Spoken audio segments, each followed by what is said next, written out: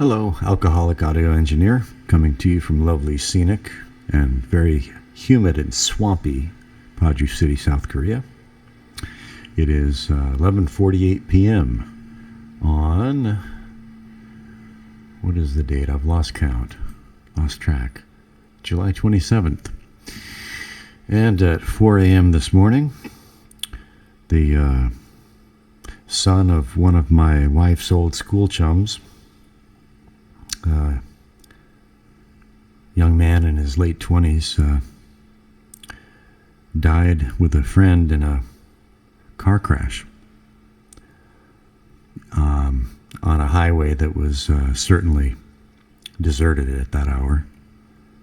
The car apparently made lethal contact with a concrete median, and both young men were dead on arrival at the hospital.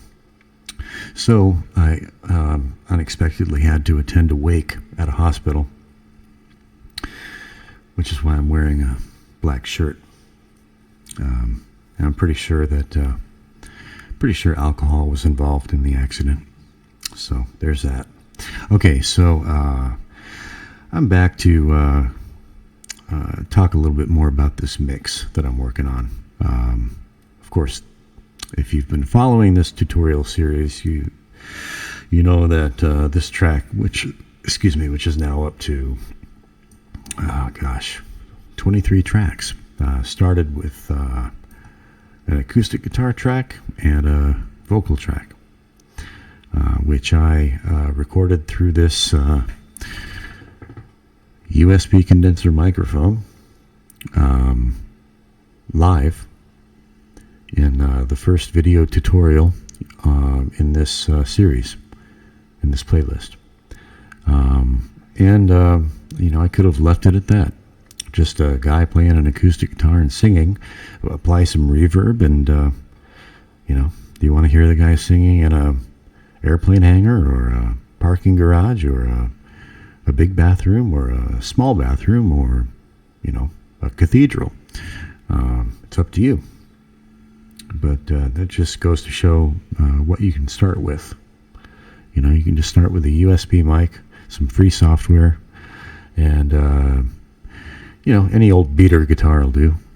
You can make it sound nice with the tools at your disposal and the skills that you can learn on this channel.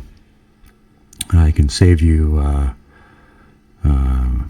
hundreds of hours of learning curves and rabbit holes. I should show you how to do it. So if you're interested in this as a hobby, home recording, and it doesn't require a lot of upfront investment. These microphones are not expensive nowadays.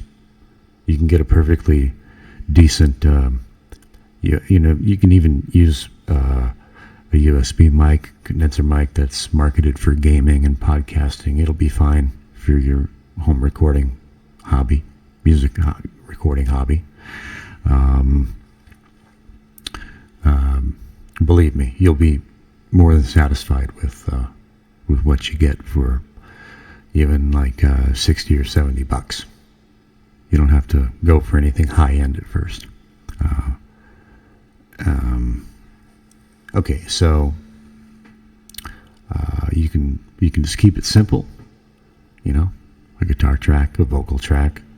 If you want like a kick and a snare, I used a big cardboard box and a small cardboard box, and I used my free software tools and my know-how to make one sound like a real kick drum, and to make the other sound like a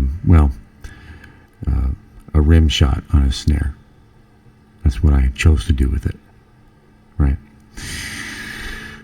So, or you can, your ingenuity and your imagination are the limit.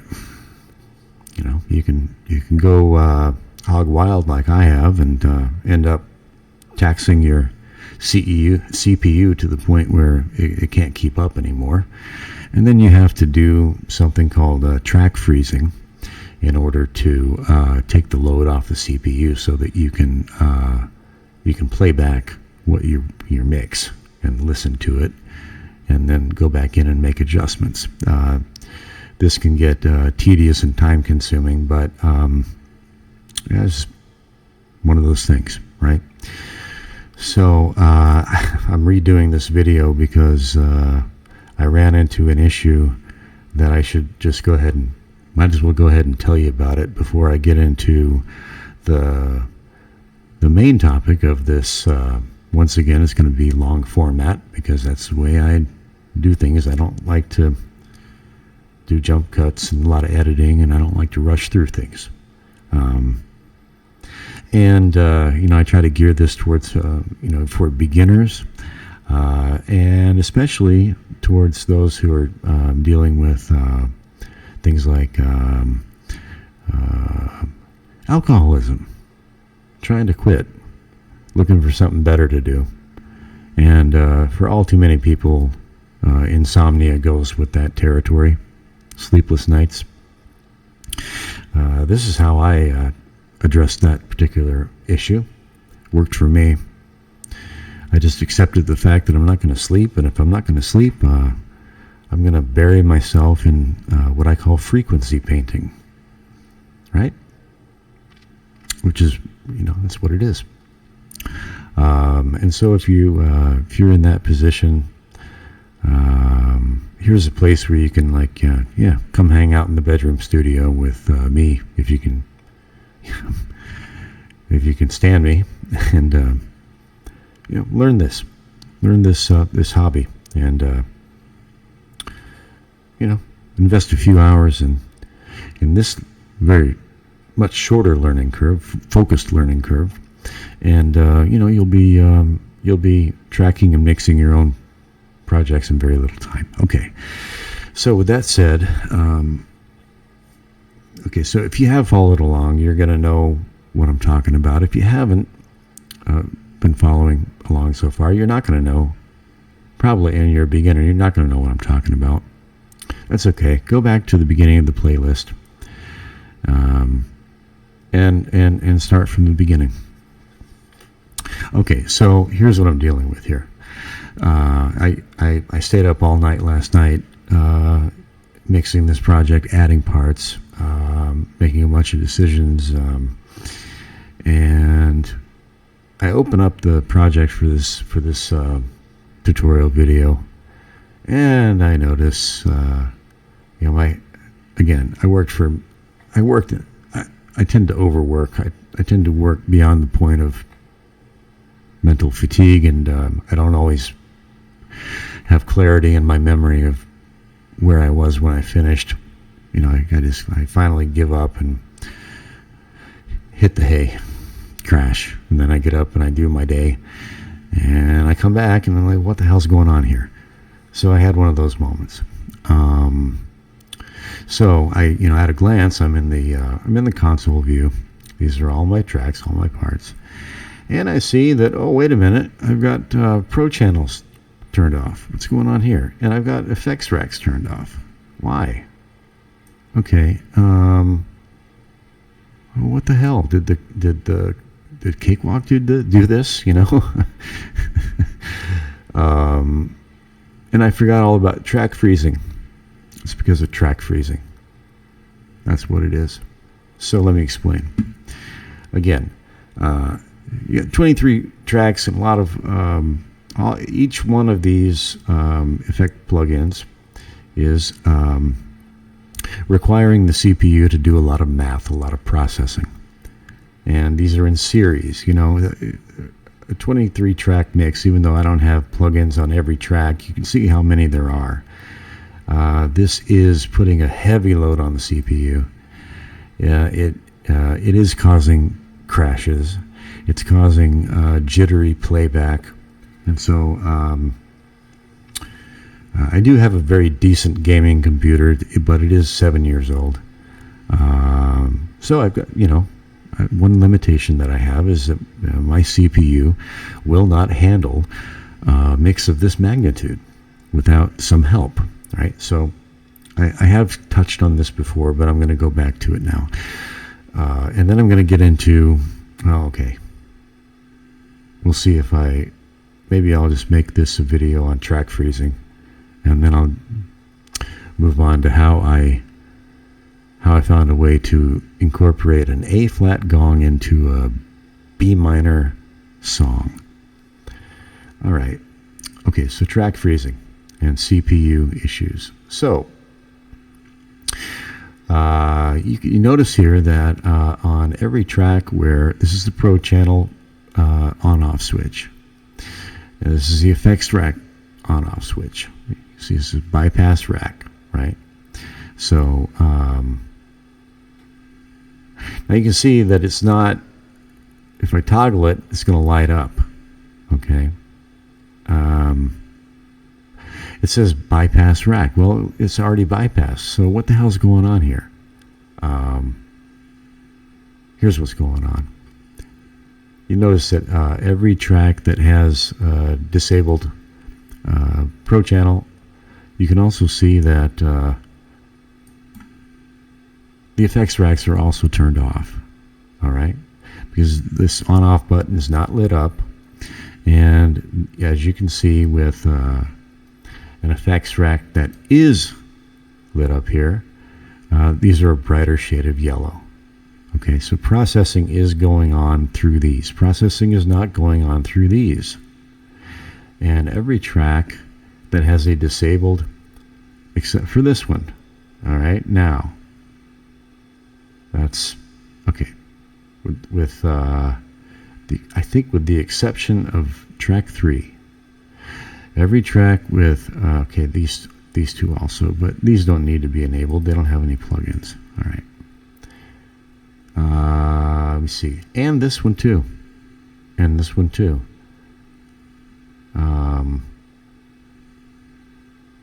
Okay, I think I might be getting... All right. Okay, track 3. Pro Channel is disabled. Effects rack is turned on. But all the rest of them that have effects rack plugins, Pro Channel turned off, effects rack turned off, Pro Channel off, effects rack off, Pro Channel off, effects rack off. Okay? Here, Pro Channel on, effects rack on. Off, off, off, off, off, off. What's going on here? Did I do that? Yes, in fact, I did do that. Okay? Now, if I don't... So here's how I did it. Let me not get ahead of myself. Here's how I did it. Now, unfortunately, in track freezing, the freeze track button is not visible in the console view. All right? Not visible in the console view. It'd be better if it was. And if I could offer Cakewalks, you know, the people that make Cakewalk and program it, some feedback, it would be to include a button for freeze track in the console view so I can see at a glance. I can't see at a glance, actually. Now, by the way, be careful with the mouse wheel. If you're mousing over a dial or a slider and you hit the mouse, you scroll the mouse wheel and you're mousing over it, you will inadvertently change settings, which I just did. Okay, so be careful of that. It's an annoyance. Anyway, I'm hitting this little toggle button down here. It says collapse. I'm going back to track view, and I'm going to have to go individually. I already know now, but see, I'd forgotten this. So, for example, there's this button here with a snowflake on it, freeze track. Okay, I have the option to freeze this track. Freezing a track, what that does is every time I hit playback on this project, this plugin is armed and is actively processing the audio signal. And what's doing that math? What's doing that processing? The CPU. So this active plugin is taxing the CPU. Okay? It's putting a load on the CPU. When I hit freeze track, it's going to mix this track down with the processing, and it's going to create a new processed waveform, and it's going to shut off the plugin so that the CPU doesn't have to do that processing anymore. I hope that makes sense. It's the best way I can explain it. So we see that track 1, guitar, it's not a frozen track. I have the option to freeze it. Okay, I mouse over the snowflake button, and I see the little pop-up that says freeze track. Means, if you click this, you'll freeze the track. You can do that. So let's go back to console view and go to track 1. And I did it again. I panned the guitar because I'm trying to scroll up with the mouse wheel. I happen to be mousing over the pan knob. It's a real annoyance. You just have to be conscious of it. So you can see that my Pro channel is enabled and my effects rack is enabled. Okay, now look what happens when I go back and freeze it. So I'm going back to track view. I want to take this load off of the CPU so it doesn't have to process it during playback. So I click the snowflake, freeze track. Now watch what happens. It says up here, mixing down audio. All right, it's doing that processing. The CPU is focused on this one track. It's doing the processing for this one track, mixing it down into a processed track, and it's going to replace it. There's the processed track. Now it has shut off the effects rack. This plugin is no longer in operation. CPU doesn't have to do that math anymore. I'm going back into my console view and look at it again, and you can see that the Pro channel button, the global button, is disabled. Pro channel is disabled, and the effects rack is disabled. Now, here's the danger. If you forget that you've done this, you might come back a day or two later and you forget that you've done it, and you look at that. You're just kind of like the first thing you do is you pull up the console view and you're scanning everything and seeing where you're at, right? And you look at that and you say, "Oh, that's funny. Why is it disabled? That's weird. I don't remember doing that. I don't remember clicking that button to disable that Pro channel. I don't remember disabling that effects rack." What you don't remember is freezing the track. And you're just not putting two and two together in your head. So the worst thing you can do is go, well, I guess I'd better switch those on, right? And so then you switch on your Pro channel and you switch on your effects rack, and what that's going to do is it's going to cause the CPU to do all that processing on a track that's already processed. And so what you're going to get is you're going to hear a double processed audio signal, which is not going to sound like what you expect it to sound like, and chances are it's not going to sound particularly nice. Okay? It's going to sound like garbage. And if you're not cognizant of what's going on, it's going to drive you crazy until the light bulb goes on and you realize, oh, that's what just happened to me. I started this lesson and I was, having one of those moments. And then the light bulb went on and it hit me, and I was like, oh, okay, that's why. And so I stopped. I better restart the lesson and explain this so that, you don't have to go through the same, you don't have to repeat the same mistake. Right? So, yeah, these are long format, but I think it's time well spent if you're serious about getting into this, especially if it might save your life, as it did mine with my skyrocketing blood pressure and cholesterol and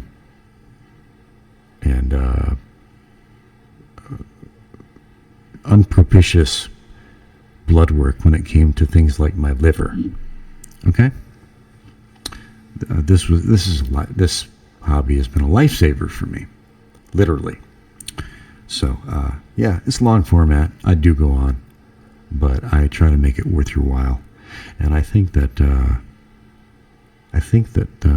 my audio quality is back up to snuff tonight. Okay. So, anyways, what I'm looking at here when I see that Pro channels are off, effects racks are off. Yeah, it's because I froze the tracks because the CPU was locking up and Cakewalk kept crashing. The whole damn computer kept crashing and having to restart, so I froze tracks. Of course. And when I froze the tracks, the Pro channels and the effects racks were automatically disabled. And so, what did I do in my moment of confusion? I'm being kind to myself tonight. I'm not speaking in my usual self-deprecating manner. I went to a wake today. I saw grieving people. I saw a mother and father who had, just unimaginable. My God, what a vale of tears we live in. Yeah, so I'm being kind to myself. I'm not going to berate myself about this. Yeah, I had a brain fart. And what I do, I went and clicked and I enabled everything. I double process.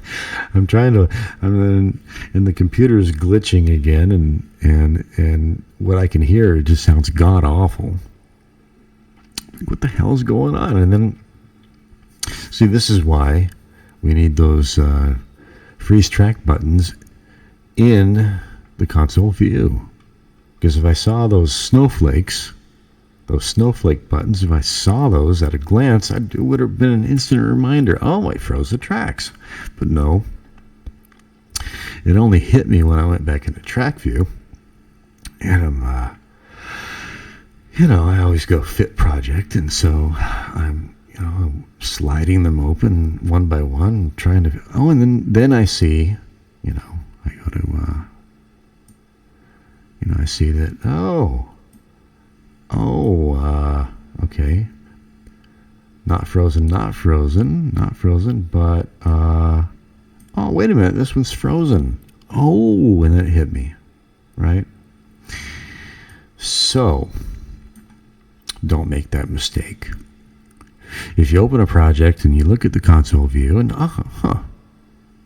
these effects racks have been disabled, the Pro channels have been disabled, always stop and think, wait a minute. Did I freeze the track? Did I freeze those tracks? Chances are that's what happened. That's what you did. Because in general, Cakewalk doesn't just arbitrarily switch stuff on and off that you didn't do. Okay? So, here's what I'm going to do. I'm going to freeze everything. Because I don't, I'm making a tutorial video here. I don't want jittery playback, and I don't want crashes, obviously. So I'm not going. Freezing takes time, as you.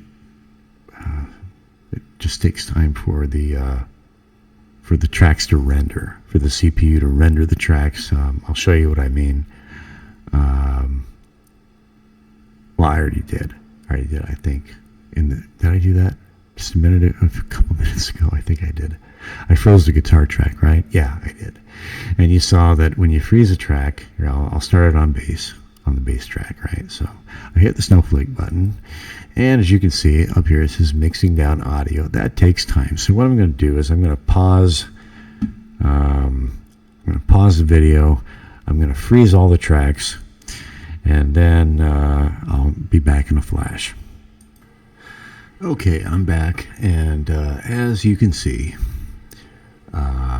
all the tracks are now frozen. You can see the snowflake freeze track buttons are all glowing yellow. All the tracks are frozen. Now I go back and I click into console view and scroll up here, making sure that I'm not mousing over a slider or a knob.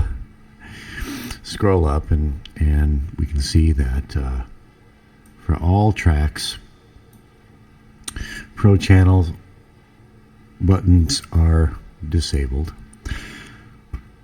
for all individual tracks, and all effects tracks are disabled, except for, that's the master. Okay, so that's true for all 23 tracks. Okay, that's reflected in the console view. Now over here, of course, we have our master channel. That's not frozen. Our buses, reverb bus, drums bus, the laser toms bus, and the gongs bus. These are not frozen, although the Pro channel here is disabled. I don't know why. I don't know if I had a reason for that. I probably did have a reason for that, so I'm going to leave that as it is for now. These are not frozen. They're not to be frozen. Freezing is for individual tracks in the mix. Okay, so CPU should be happy about this. We shouldn't have any crashes, any issues. There is one plugin that I was using, developed by students in Italy. Okay, and that particular plugin does cause crashes sometimes. It does something that's extremely useful. It's a certain kind of masking compression EQ. And I put up with it. You've got to handle it with kid gloves. I do put up with it, but that shouldn't be creating any issues because, once again, that plugin is only in use on the main vocal track. It's called the masker, but it is shut off now. The processing has already been done, so I shouldn't have any issues even from that plugin. All right, and since I've gone through and done this, and I want it to be this way anyway from here on out, I'm going to go ahead and save the project. Okay. Don't forget to save as you go along. Although make sure that make sure that you want the changes that you've made to be saved. If you're not sure about the changes, save as, and branch off into a new project file. I've made that mistake before, and I've lost mixes that I wanted to go back to, and I can't go back. Okay, so anyways, that's what track freezing is all about. That's why that's why the button is there. That's why the feature is there. That's what it's for. It's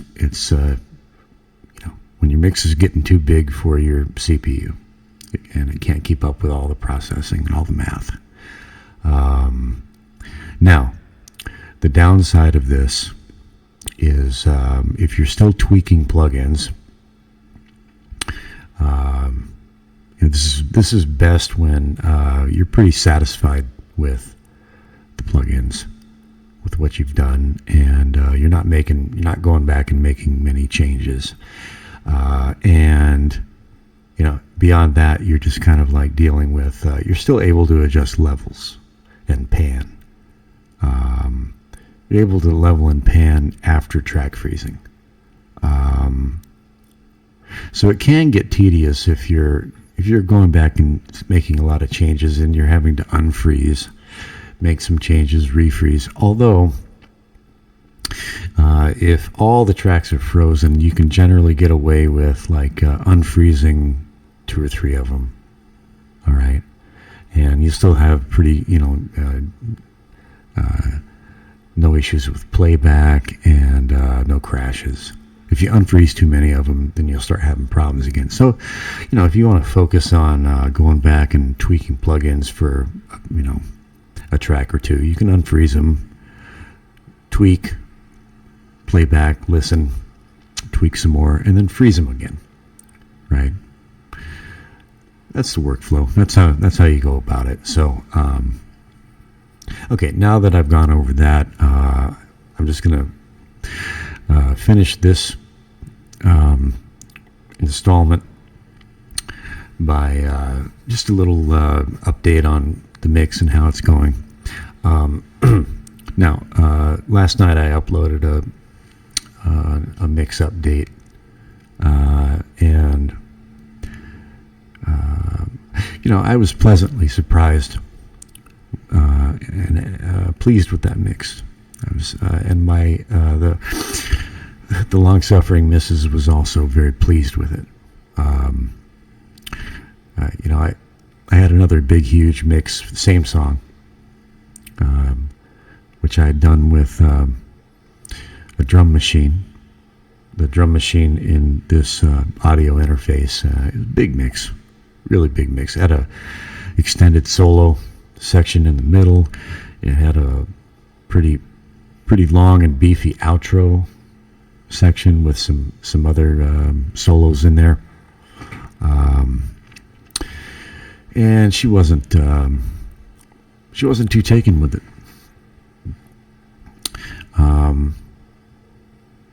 Because like 17 years ago, when I first wrote it and recorded it, and we were dating at the time, she tells me that was when she heard that first recording of this song, she says that's when she fell for me. God help her. And back then I was using I had a MacBook. It was like 2008. Yeah, I think it was 2008, and I had a MacBook, and I was using GarageBand. It was a lot smaller, simpler, straightforward mix, and she loved it. And the way I did it, after all these years, I redid it, and it was ambitious. I was trying to achieve certain things. It was a guy's mix, I wasn't being sentimental about it. I was trying to push it into new territory, and she wanted that.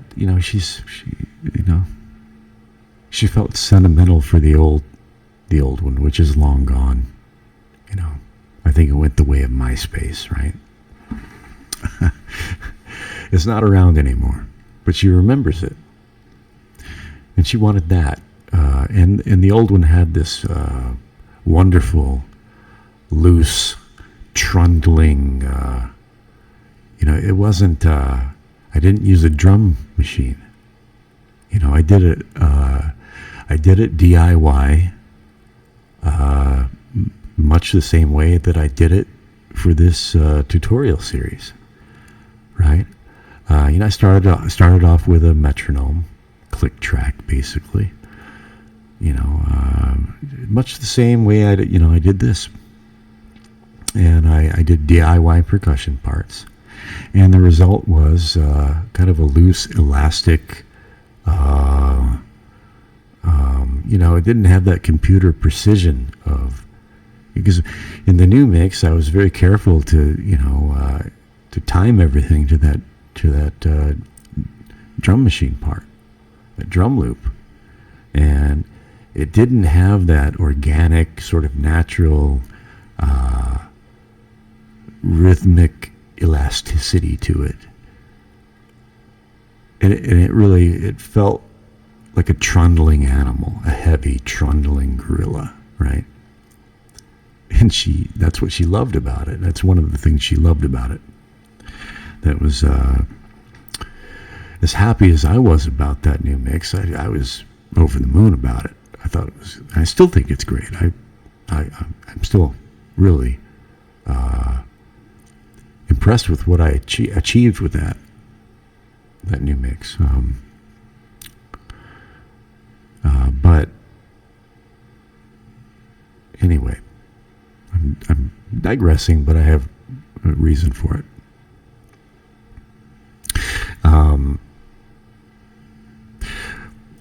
So what I played last night in the mix update was kind of the culmination of when I started on this tutorial series, I set parameters and limits, okay, and one was it's all everything is going to be tracked through this USB microphone because I want to assume that this is for beginners who may be just starting out. They don't have an audio interface. They may not have electric guitar or anything to plug into the audio interface to plug into the computer. Let's just say they've got some acoustic instruments, acoustic guitar, just stuff that you do through the microphone, which is affordable to most people, right? So I wanted to set that boundary, that limit. And there were other limits that I set and adhered to as well. And then at the point where I finished all the tracks that I wanted to do through the microphone, and so I wanted to make a bass guitar part, and so that's when I took out the electric guitar and I tracked through the audio interface, and I started adding some parts in the audio interface, and I thought, well, it's time to stop and kind of do a recap for anyone who's been following the tutorial series, and here's what you can achieve DIY with just a microphone, and the result was it had that sort of elastic, organic, gorilla trundling to it again. And yesterday, we were driving on some errands, and I dialed it up in the car, and the long-suffering missus, she's real persnickety. She's not, she doesn't blow sunshine, but she heard it, and she started like dancing in her seat and singing along, and it had none of the sophistication of the other mix that I worked so hard on for 4 or 5 weeks. I worked on that really hard, but it had a goofy clumsiness about it that was endearing and weird, and endearing. I loved it, and she loved it. I was surprised by it. And she said, "That's it." And I said, No, I'm not finished. She says, "No, that's it. Don't do anything to it. Please don't do anything to it." I said, "Yeah, but I want to, She says, No, I love it." So, of course, I came back home, and, I added some more parts, and I mixed all night. And I mixed it down, and we got back in the car today for a long drive, and I played the new one for her, and she sang along, but she wasn't dancing to it in her seat. And she said, "That's not the same as yesterday, is it?" I said, "No, you got me." She says, "Yeah, it's still good, but it's not the same." And she was right. Yeah, she was exactly right. And I noticed it as I listened to it before I faded off to sleep at 6 a.m. And I was just lying in bed with the earphones on, and I realized that loose, elastic, unsteady gait was missing. It just wasn't, it was more regular, it was more cohesive. But that charm was gone, you know? It wasn't bad or good, it's just different. And she heard it. She was nice about it. She said, I hope you saved that, you know. I hope you saved the old one. I said, yeah, I did. And I did. I was wise enough to, but I wasn't wise enough to do a save as. So I've got the audio, I've got the MP3 export that she loves. But to get back to that mix, I got to retrace my steps. But fortunately, I have last night's mix update video, and I can freeze it in you know, when I'm looking at the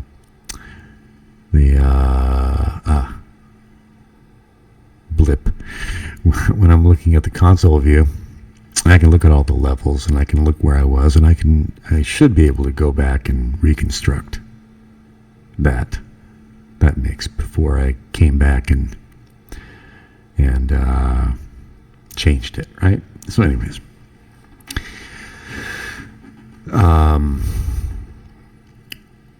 well, just I go off on these tangents, and it's not self-indulgent, you know.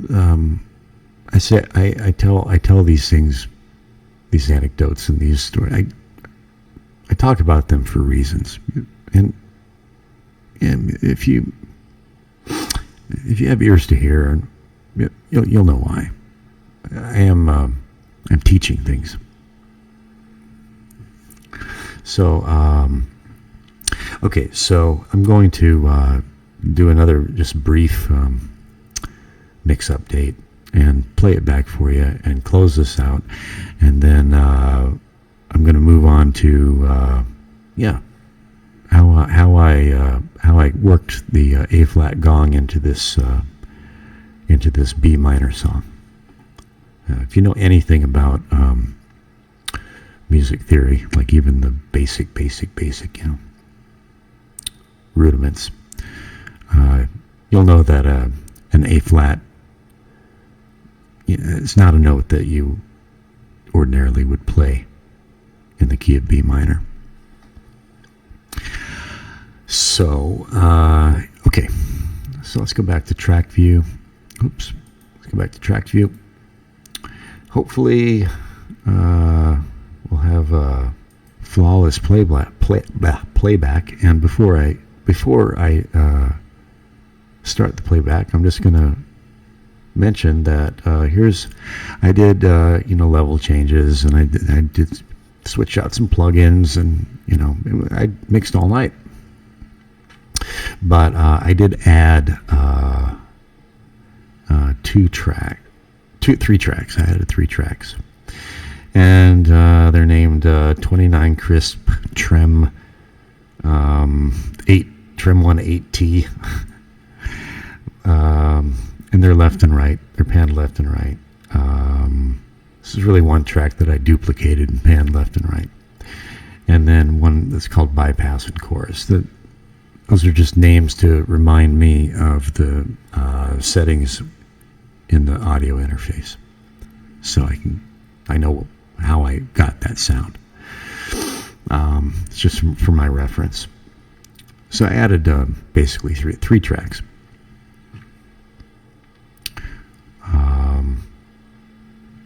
And made some other changes as well. So it's going to sound, if you heard last night's mix update, this is going to sound different.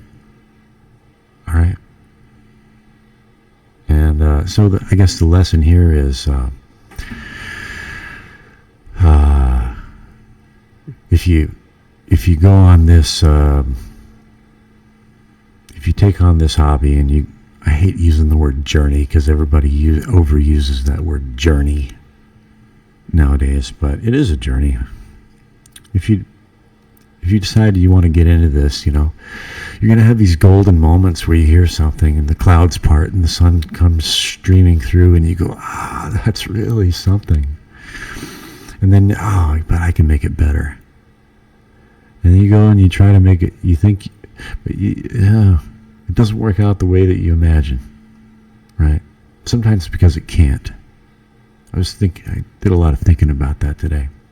Learned something today from all this. When you really, really like something, you really love it, don't save over it. Go back into open up the project, click Save As, make a new file name, and keep that old mix project. Keep it just as it is, the one that makes you smile, grin ear to ear. And, maybe makes your long-suffering Mrs. dance in her seat in the car, right? Don't write it over. Keep it just the way it is. Save as, and then go and experiment. All right, that's the takeaway. So here it is. I'm just going to go ahead and do a playthrough and close this one out, and if I still have the jam, I'll do the one on the gongs.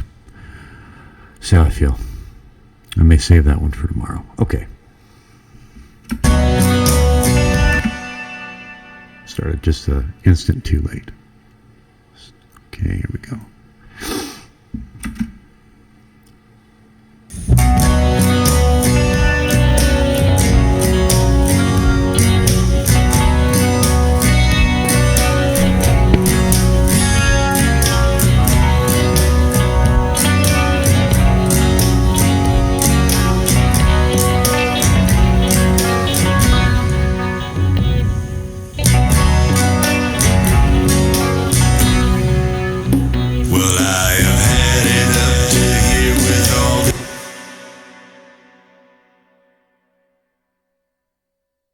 Just heard an issue there. I'm not going to let this pass either.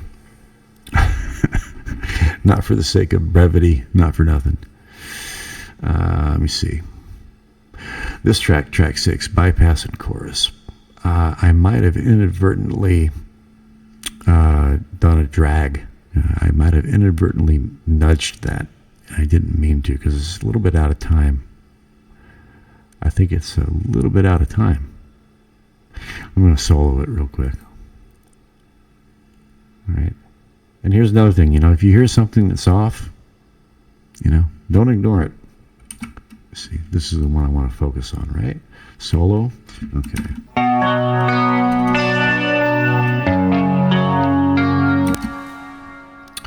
All right. On solo.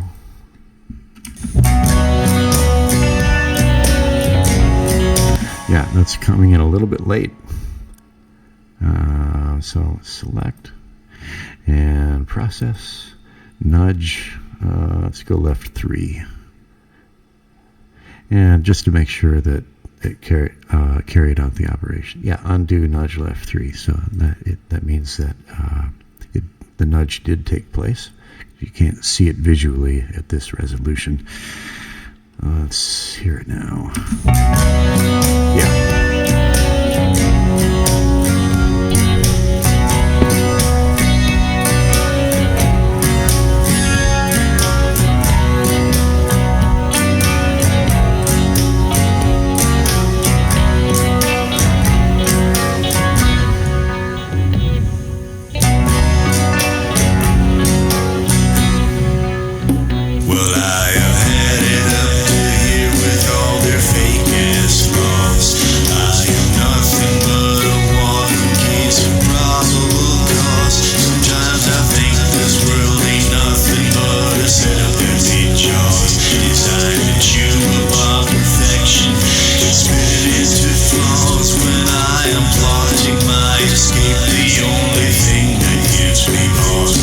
Gorilla in the corner of the room.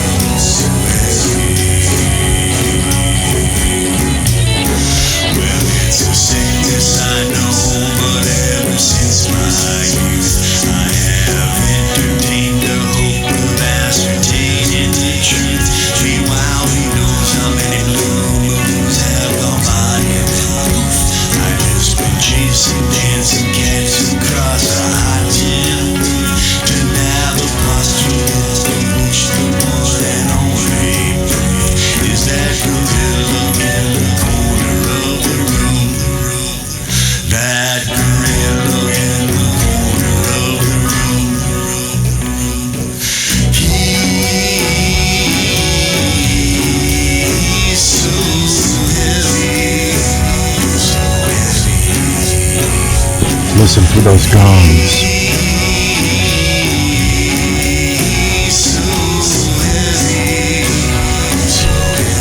They sound almost like female human voices.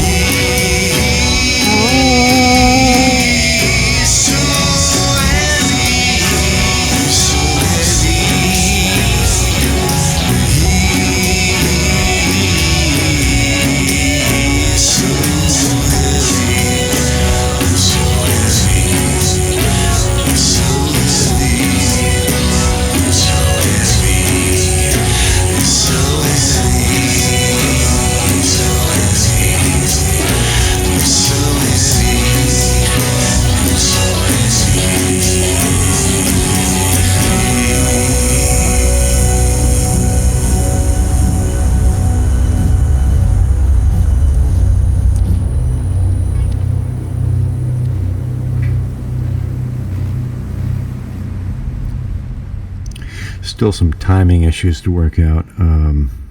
You might have noticed that I was playing around with the levels on the bypass and chorus track, which is one I just had to nudge left 3.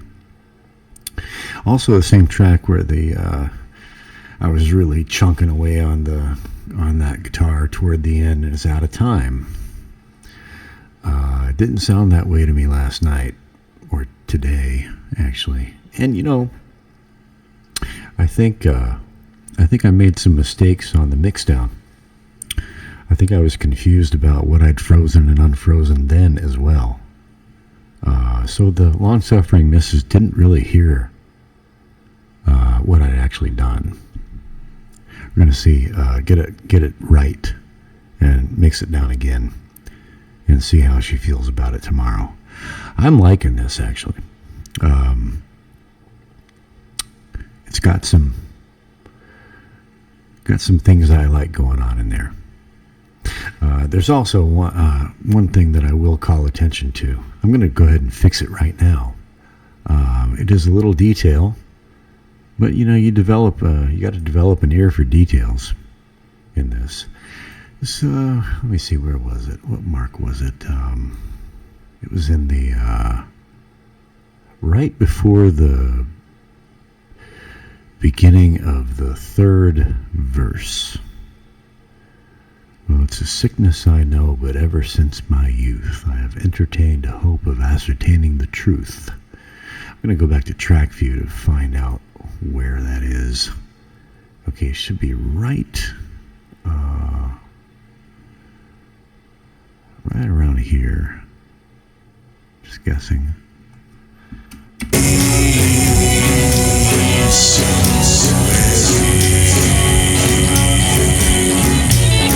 Right there.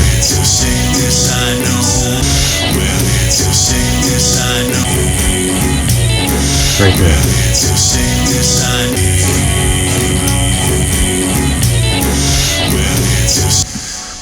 There's a little guitar run. Somehow these tracks got shifted around a little bit. Not quite sure how that happened. Certainly user error, not Cakewalk's fault. So where did that flourish happen? That happened in the Sky Cry track. Now, it's kind of like these atmospheric notes that I'm playing, that where for most of those notes, strict timing is not important. You wouldn't notice it. But in that guitar flourish was very carefully timed. It occurs in this track. So I'm going to solo that.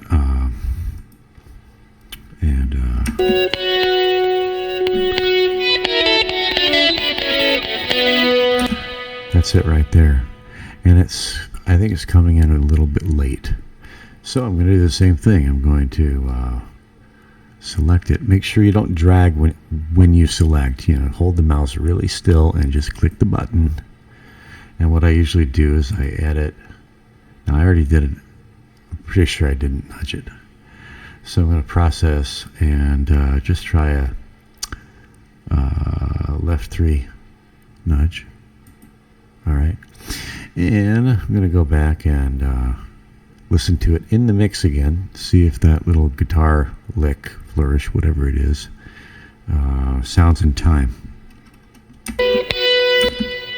Oops, gotta unsolo. All right, here we go.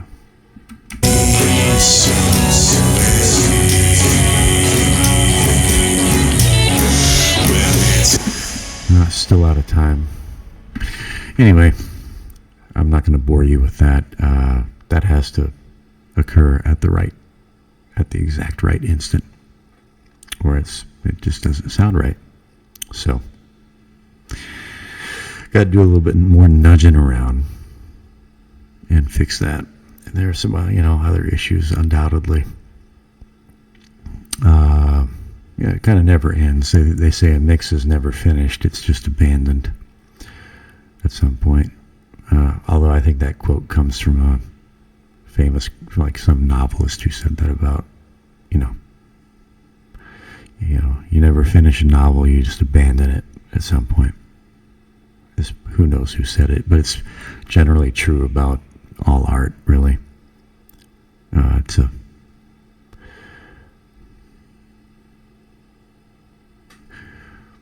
don't know if it's always true, but it's certainly true a lot of the time.